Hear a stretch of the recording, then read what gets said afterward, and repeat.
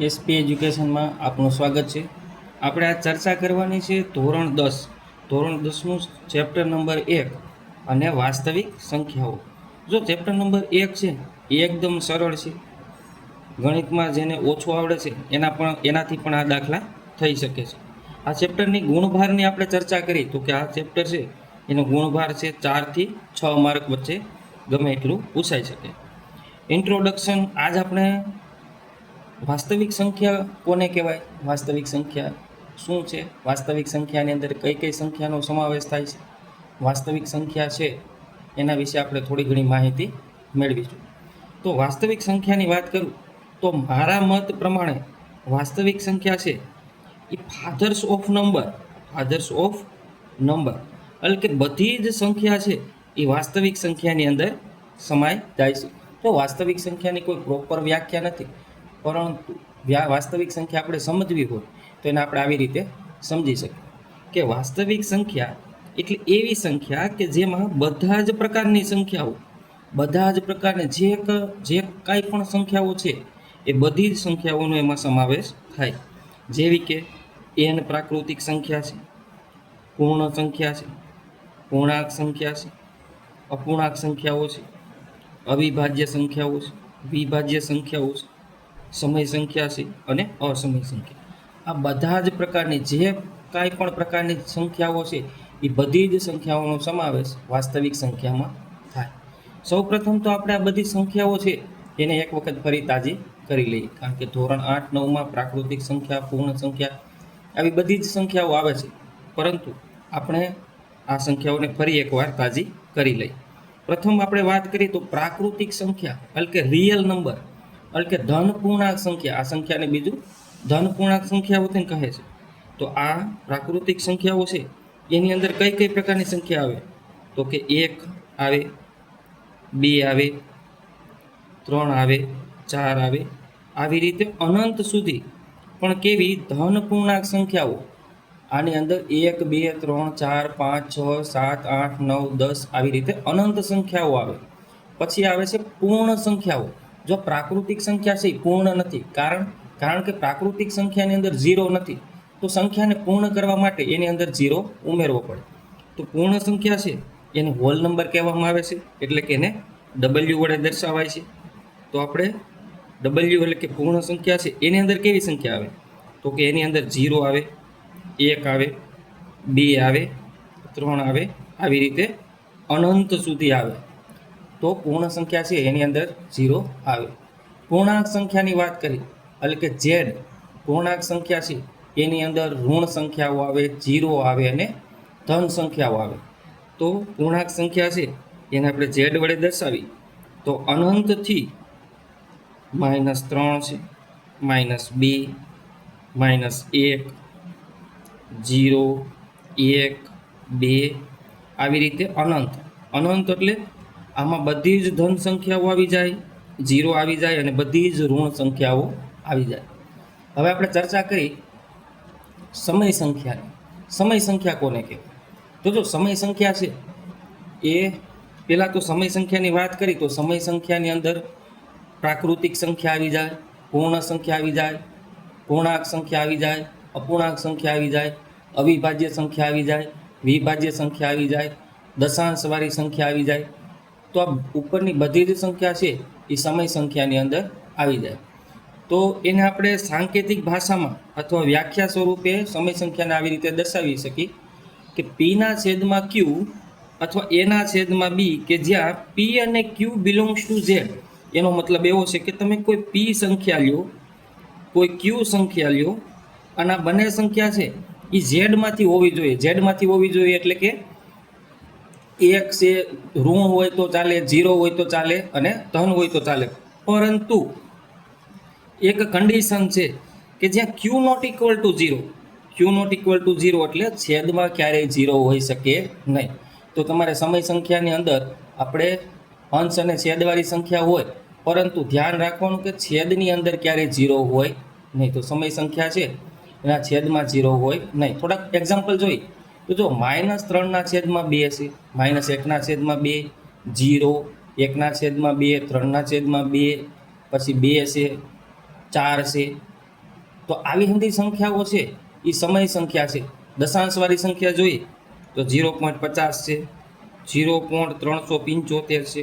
હવે જો પોઈન્ટવાળી સંખ્યામાં તમારે એટલું યાદ રાખવાનું છે કે સમય સંખ્યા હશે અને એની પોઈન્ટવાળી સંખ્યા હોય તો એ કોઈ ચોક્કસ પેટર્નમાં ચાલતી હોય. જો આ છે શાંત દશાંશ અભિવ્યક્તિ, ધોરણ 9 ની અંદર આવે છે શાંત દશાંશ અભિવ્યક્તિ અને અશાંત દશાંશ અભિવ્યક્તિ. તો જે શાંત દશાંશ અભિવ્યક્તિ છે, શાંત દશાંશ અભિવ્યક્તિ છે, તો આવી રીતે કોઈ સંખ્યા પોઈન્ટ પછી અમુક સંખ્યા ચાલી અને પૂર્ણ થઈ જાય તો એને શાંત દશાંશ અભિવ્યક્તિ કહેવાય. અશાંત દશાંશ અભિવ્યક્તિ હોય તો કે પોઈન્ટ પછી સંખ્યાઓ છે અનંત સુધી ચાલે, પણ અનંત સુધી ચાલે. એક્ઝામ્પલ લઈએ આપણે 0.25 આવી રીતે અનંત સુધી જાય તો આને કહેવાય અશાંત દશાંશ અભિવ્યક્તિ. પરંતુ જો કોઈ ચોક્કસ પેટર્નમાં હાલતી હોય, જો ચોક્કસ પેટર્નમાં એટલે 25 25 25 અથવા 3 3 3 3 3 એવી કોઈ ચોક્કસ પેટર્નમાં ચાલે તો એને સમય સંખ્યા કહેવાય. હવે અસમય સંખ્યાને આપણે ચર્ચા કરી તો અસમય સંખ્યા છે એનું થોડુંક વિસ્તૃત માહિતી મેળવી. અસમય સંખ્યાની સિમ્પલ વ્યાખ્યા છે કે જે સંખ્યાઓ છે એ સમય નથી, જે સંખ્યા સમય સંખ્યા નથી એને અસમય સંખ્યા કહેવાય. હવે અસમય સંખ્યા છે એની આપણે વાત કરી તો એમાં અશાંત દશાંશ અભિવ્યક્તિ હોય, પણ આ સંખ્યાઓ છે એ જો કોઈ ચોક્કસ પેટર્નને અનુસરતી નથી. અહીંયા જોઈએ તો 2.3 5 7 1 4 5 આમાં કોઈ ચોક્કસ આપણને પેટર્ન જોવા મળતી નથી અને અનંત સુધી હોય તો આવી સંખ્યાને અસમય સંખ્યા કહેવાય. હજી એક છે કે અસમય સંખ્યા છે એ એવી સંખ્યા છે કે જેના વર્ગમૂળ ન નીકળતા હોય, કે જેના વર્ગમૂળનું મૂલ્ય છે એ નીકળતું ન હોય. એક્ઝામ્પલ તરીકે √2 છે, √3 છે, √5 છે, √6 છે, √7 છે, √8 છે. તો આવી સંખ્યાઓ કે જેનું વર્ગમૂળ નીકળતું નથી તો આવી સંખ્યાને હોતે અસમય સંખ્યા કહેવામાં આવે છે. તમારે સિમ્પલ પરીક્ષામાં ઘણી વખત પૂછાય છે કે નીચે આપેલી સંખ્યાઓ છે એ અસમય છે કે સમય, તો તમારે એટલું નજર રાખવાનું કે જે સંખ્યા આપેલી છે એ સંખ્યાનું વર્ગમૂળ નીકળે છે. એક્ઝામ્પલ તરીકે જોઈએ આપણને પૂછે કે વર્ગમૂળ 4, તો જો વર્ગમૂળ 4 છે એનું વર્ગમૂળ આપણે કાઢી તો આપણને 2 મળે. એક્ઝામ્પલ તરીકે વર્ગમૂળ 9 તો એનું વર્ગમૂળ કાઢી તો આપણને 3 મળે. હજી એક્ઝામ્પલ લઈ તો વર્ગમૂળ 16, વર્ગમૂળ 16 છે એનું વર્ગમૂળ કાઢી તો 4 મળે. વર્ગમૂળ 25, વર્ગમૂળ 25નું આપણે વર્ગમૂળ કાઢી તો આપણને 5 મળે. તો જો આવી રીતે વર્ગમૂળ નીકળી જાય છે તો એ સમય સંખ્યા છે, પરંતુ જે સંખ્યાનું વર્ગમૂળ નીકળતું નથી તો આવી સંખ્યાને કેવી કહેવામાં આવે છે? અસમય સંખ્યા કહેવામાં આવે છે. અસમય સંખ્યા છે એને આપણે જોઈ અને આપણને ખબર પડી જાય કે આ સંખ્યા છે એ અસમય સંખ્યા છે. એના માટે તમારે 2 જ વસ્તુ યાદ રાખવાની છે. જો આવી રીતે તમને અનંત દશાંશ અભિવ્યક્તિ આપેલી હોય અને કોઈ ચોક્કસ પેટર્ન આમાં જોવા ન મળે તો એ અસમય સંખ્યા છે. વર્ગમૂળમાં સંખ્યાઓ આપેલી હોય અને એનું વર્ગમૂળ ન નીકળતું હોય તો એ અસમય સંખ્યા છે. એની સિવાયની બીજી સંખ્યા છે એ કેવી હોય? સમય સંખ્યા હોય. હવે આપણે થોડીક ચર્ચા કરી અવિભાજ્ય સંખ્યા અને વિભાજ્ય સંખ્યા. અવિભાજ્ય સંખ્યા કોને કહેવાય? તો કે જે સંખ્યાને એકડો અથવા એક, જે સંખ્યાને એક અને તે જ સંખ્યા સિવાય બીજી કોઈ સંખ્યા વડે ભાંગી શકાય નહીં તેવી સંખ્યાને અવિભાજ્ય સંખ્યા કહે છે. આપણે શરૂઆત કરી જો તમને અવિભાજ્ય અને વિભાજ્ય સંખ્યાની જ્યારે વાત આવે ત્યારે એમાં એકનો સમાવેશ થતો નથી. એક છે એ ગુણાકાર માટે તટસ્થ ઘટક છે, તેથી અવિભાજ્ય અને વિભાજ્ય સંખ્યામાં એક બેમાંથી એકોય સંખ્યામાં આવતો નથી. હવે હું ચર્ચા કરું એક્ઝામ્પલ તરીકે 2ની વાત કરું તો જો 2 છે એને હું 1 હું ભાંગી શકું અને 2 હું ભાંગી શકું, એના સિવાય બીજી કોઈ સંખ્યા હું 2ને હું ભાંગી શકું નહીં. તો 2 છે અવિભાજ્ય સંખ્યા છે. 3 છે, જો 3માં હોતે એમ થાય છે 3 છે એને 3 હું વડે ભાંગી શકાય અને 1 વડે ભાંગી શકાય, એના સિવાય કોઈ સંખ્યા વડે ભાંગી શકાય નહીં તો અવિભાજ્ય સંખ્યા છે. પછી 4ની વાત કરું તો 4ને 2 હું ભાંગી શકાય તો એ વિભાજ્ય સંખ્યા એ ન આવે. 5 છે તો 5 અવિભાજ્ય સંખ્યા છે, કારણ કે 5ને બીજી કોઈ સંખ્યા વડે ભાંગી શકાય નહીં. બીજું તો કે 7 છે તો 7 છે એ અવિભાજ્ય સંખ્યા છે. પછી 8 9 10 11 છે એ અવિભાજ્ય સંખ્યા છે. પછી 13 છે તો 13 અવિભાજ્ય સંખ્યા છે. પછી 14 15 16 17 17 અવિભાજ્ય સંખ્યા છે. 19 છે એ અવિભાજ્ય સંખ્યા છે. પછી 21 22 અને 23 તો 23ને પણ તમે કોઈ સંખ્યા બીજી સંખ્યા વડે ભાંગી શકી નહીં. તો આ સંખ્યાઓ કેવી છે? આવી રીતે આપણે અનંત સુધી આવી સંખ્યાઓ લખી શકીએ. તો આવી સંખ્યા છે એ અવિભાજ્ય. જો નાનામાં નાની અવિભાજ્ય સંખ્યા આપણને પૂછે તો નાનામાં નાની અવિભાજ્ય છે એ 2 છે. ઘણી વખત પૂછે નાનામાં નાની અવિભાજ્ય સંખ્યા કઈ છે, તો 2 છે. તો આ અવિભાજ્ય સંખ્યા. હવે વિભાજ્યની આપણે વાત કરી તો કે જે સંખ્યાને આપણે બીજી સંખ્યા વડે ભાગી શકાય, જે સંખ્યા છે એને આપણે બીજી સંખ્યા વડે ભાગી શકાય, તો આવી સંખ્યાને વિભાજ્ય સંખ્યા કહે છે. તો આપણે ચર્ચા કરી તો નાનામાં નાની વિભાજ્ય સંખ્યા છે એ 4 છે.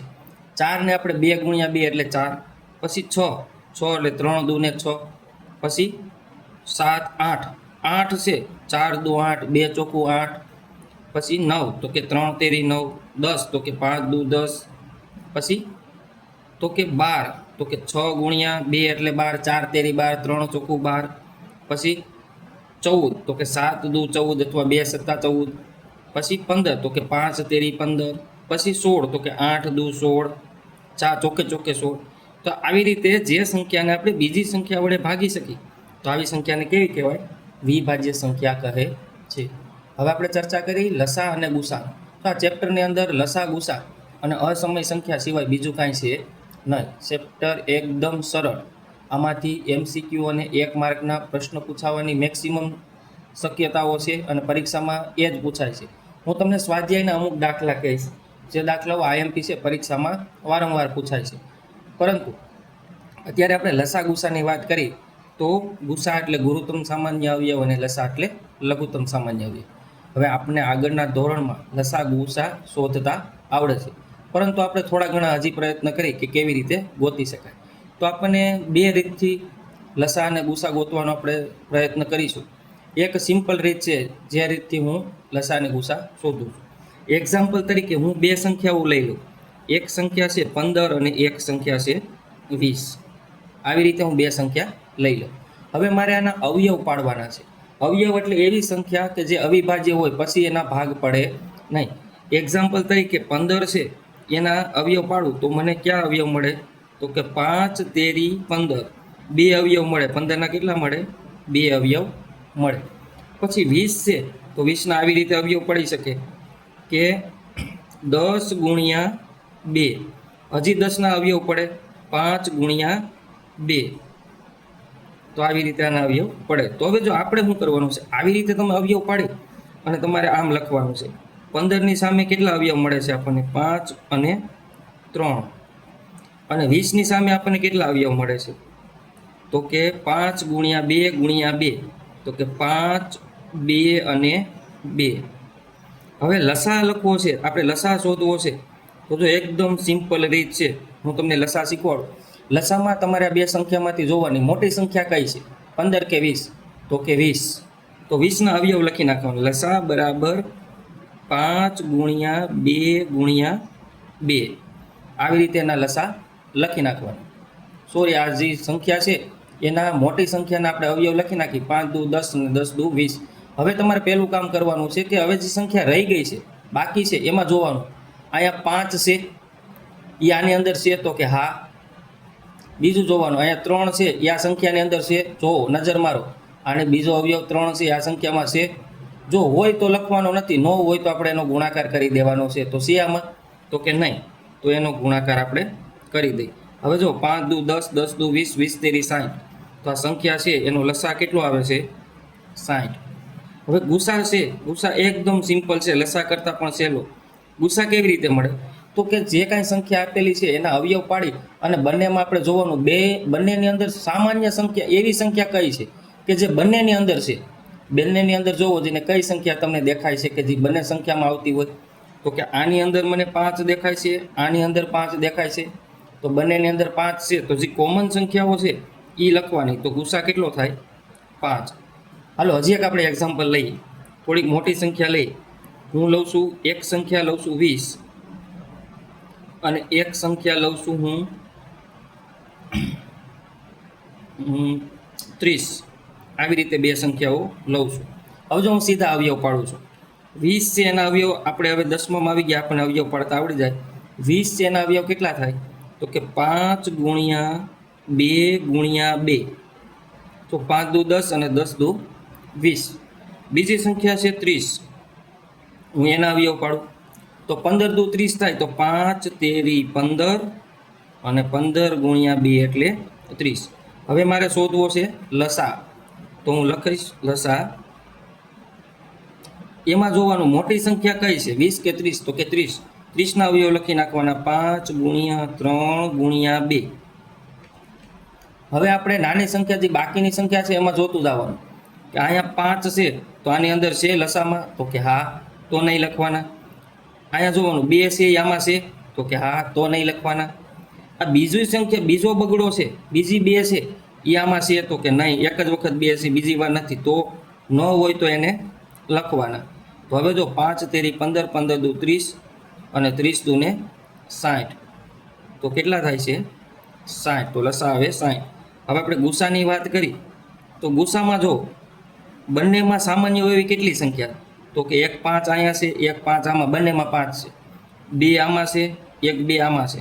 તો 5 અને 2, 5 અને 2 આ બે સંખ્યાઓ બંનેમાં એવી છે કે જે સામાન્ય છે, તો એ સંખ્યાનો આપણે ગુણાકાર લખી નાખવાનો, 5 ગુણ્યા 2 એટલે કેટલા થાય 10. તો આ સંખ્યાનો ગુસા કેટલો થાય 10. હવે આપણે બીજી રીત છે જે કદાચ તમે સ્કૂલની અંદર એ રીતથી લસા ગુસા કાઢતા હો, તો લસા માટેની આપણે પહેલી સંખ્યાનો આવી રીતે લસાઓ તે મેળવી શકીએ. જો આપણને જે સંખ્યાઓ આપેલી છે એ સંખ્યાને આપણે લસા આવી રીતે પણ મેળવી શકાય. તો કઈ કઈ સંખ્યા છે, તો કે એક સંખ્યા છે 15 અને બીજી સંખ્યા છે 20. તો જોઈએ હવે આપણે સામાન્ય રીતે એવી સંખ્યા જોઈએ કે જે બંનેને ભાગી શકે. તો જો 5 તેરી 15 અને 10 દુ ને 20, તો આમાં એવી કોઈ સંખ્યા નથી, પણ 5 છે. જો અહીંયા હું 5 ગુણે બે સંખ્યાને ભાગું તો 5 તેરી 15 અને 5 ચોકું ને 20, 4 પંચા 20, તો આ બંને સંખ્યા આવી જાય છે. આગળ જોઈએ હવે તો જો હવે ભાગ આખી આપણે 2 થી 2 દુ 4 થાય, પણ 3 નો હાલ છે નહીં, તો 3 ને એમને રહેવા દેવાના. તો કે 2 ગુણ્યા 2 એટલે 4 અને 3 એમને. આગળ હવે આપણે ભાગ આખી 2 એકુ 2, પણ અહીંયા નહીં હાલે, તો આપણે અહીંયા 2 એકુ 2, 3 ને એમને રહેવા દેવાના. હવે આવે છે 3 નો વારો. હવે અહીંયા 1 થઈ ગયો, 1 થઈ જાય એટલે પૂરું. તો હવે 3 એકુ 3, 3 એકુ 3 ના 1 ના 1. તો જો હવે આ સંખ્યા છે લસા છે, તો આપણે જોઈએ લસા કેટલો આવે છે, લસા. તો 5 દુ 10, 10 દુ 20, 20 તેરીને 60.